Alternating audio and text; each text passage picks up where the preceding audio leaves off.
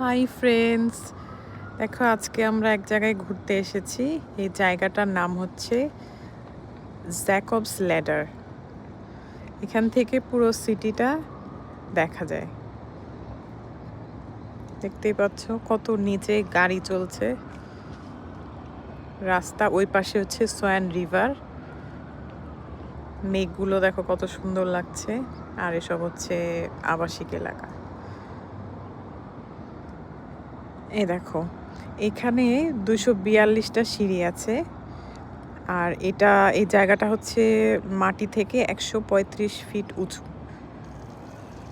দেখো সিটি ভিউটা কত সুন্দর আসছে এখান থেকে। মেঘ জমে আছে কালো, বৃষ্টি হতে পারে। এই দেখো পুরো সিটিটা দেখা যাচ্ছে।